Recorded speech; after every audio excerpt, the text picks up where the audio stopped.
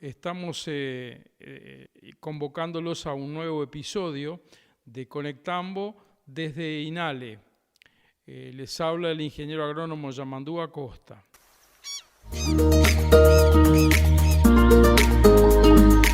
Entrando en tema, vamos a tratar hoy en este episodio el tema del calor. En realidad todos tenemos presente que ya sobre finales de noviembre, del 20 de noviembre en adelante, suelen comenzar a aparecer días con temperaturas inusitadamente altas que interfieren en forma deletérea con la fisiología de nuestro ganado y afectan la producción y afectan en realidad el bienestar de nuestros animales.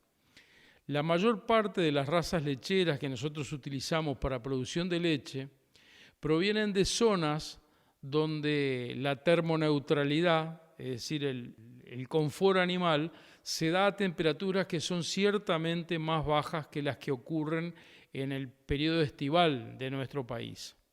Eso lleva a prestar atención porque nuestros animales pueden estar desafiados por esta nueva situación y afectada su producción y por lo tanto los resultados de nuestra empresa.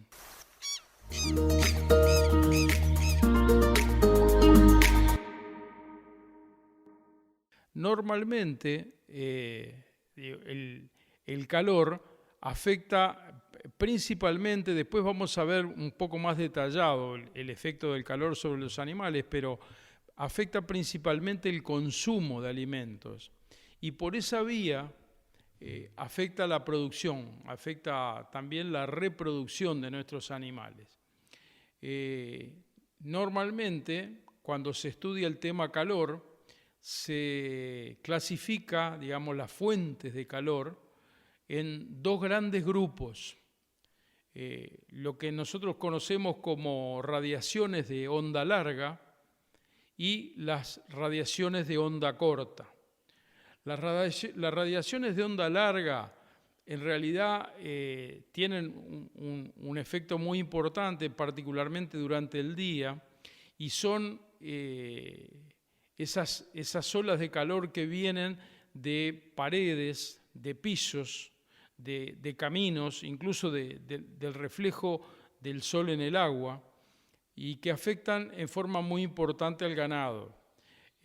Nosotros tenemos muy presente, en muchos establecimientos se ha tomado esa medida, el calor que sufren los animales, aunque de repente el momento del ordeñe no coincida con el pico de calor, pero nuestros animales sufren cuando llegan a la planchada y la planchada ha pasado expuesta a la radiación solar durante todo el día.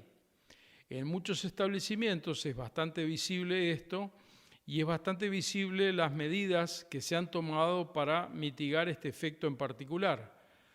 En ese sentido vemos que se utiliza sombra, se utiliza malla de intercepción de la radiación solar sobre la sala de espera de la sala de ordeñe de los animales y normalmente a la llegada de los animales se moja el piso.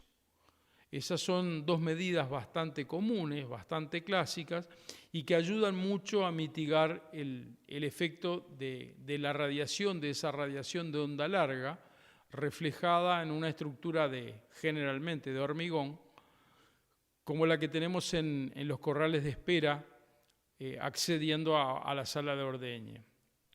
En segundo término, tenemos lo que conocemos como radiaciones de onda corta, que en realidad son las más peligrosas porque son las que portan la mayor parte de la energía que reciben nuestros animales, las de calor. Desde el punto de vista práctico y a los efectos del planeta Tierra, sepamos que la fuente de radiaciones de onda corta para nosotros es el sol, así de directo. Y tiene un efecto sobre los animales que si no lo controlamos, particularmente en el periodo estival, donde el día es muy largo, hay muchas horas de insolación, tiene efectos francamente deletéreos. Al decirles que en realidad la radiación más agresiva es la radiación de onda corta y esta está generada por la radiación directa del sol, indirectamente les estoy mencionando la importancia que tiene la sombra.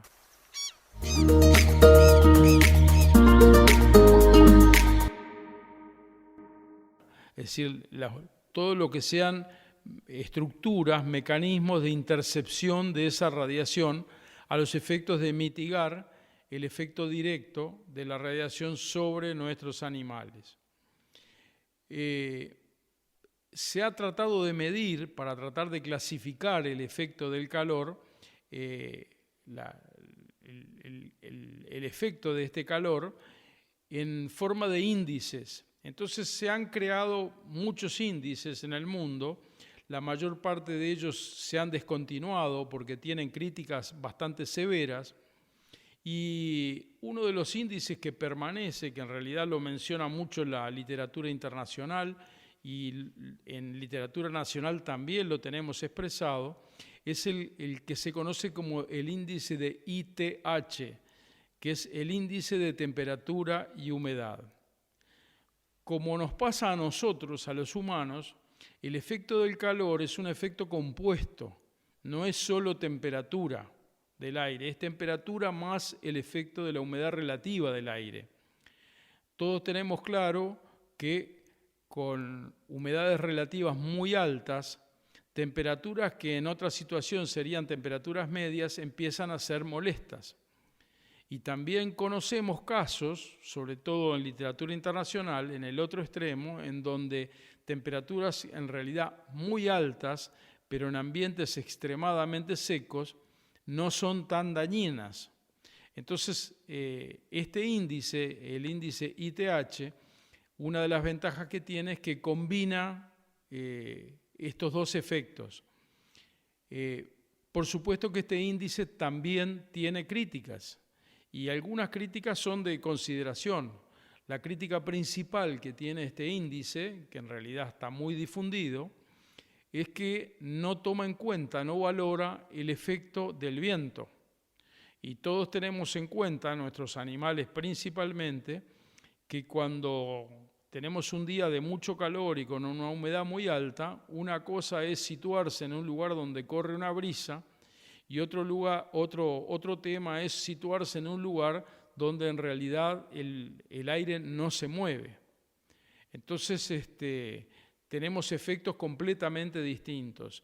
Eso en situaciones extremas puede conducir a desvíos de la interpretación del efecto del calor bastante importantes. Esa es la crítica principal que tiene este método. De todos modos, es el método en uso y es el método que vamos a encontrar que describen bibliografías como las argentinas, como de repente como alguna bibliografía americana, canadiense, israelí. Es un método sumamente difundido. El índice en realidad es una función matemática que toma la temperatura del aire en el lugar y en el momento en que uno va a hacer la evaluación. También uno introduce la humedad relativa del aire en la zona donde va a estar y esa operación genera un número, un índice. Ese índice tiene que ver con el efecto que esa combinación de temperatura y humedad van a tener sobre los animales. Eso está tabulado. Uno, después de obtener el índice que va a tener o que está teniendo en determinado lugar, consulta la tabla esta y sabe si el día ese se ubica en la zona termoneutra para nuestros animales. En ese caso, no deberíamos tener sobresaltos mayores ni problemas mayores.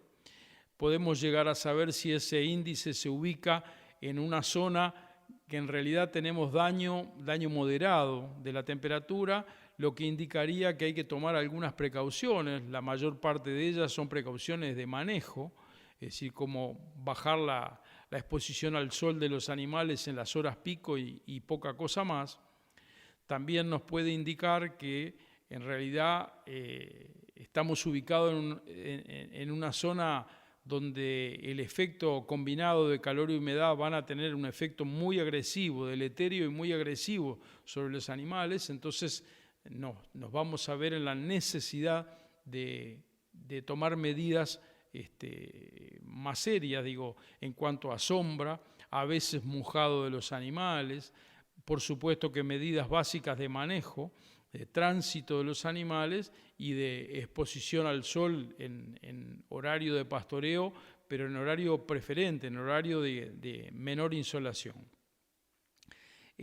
Por último, hay una faja extrema en donde el estar ubicado en esa franja y el no tomar ninguna medida, si esa situación se continúa, pone en riesgo la vida de los animales. Entonces, esos son índices de letalidad por desarreglos causados por el ambiente.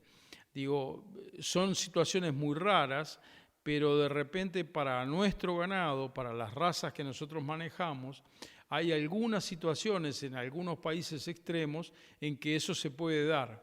Y en ese caso tenemos el nivel de daño máximo sobre los animales, ya no solo sobre producción y reproducción, sino sobre salud animal. Bueno, hemos llegado al fin de un nuevo capítulo. Agradecemos la gentileza de ARU de cedernos un local para grabar este capítulo.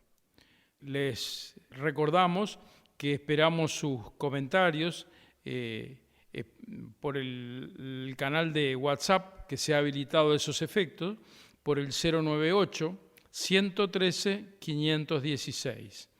Esperando que la información que se brindó sea de utilidad, nos despedimos hasta el próximo capítulo.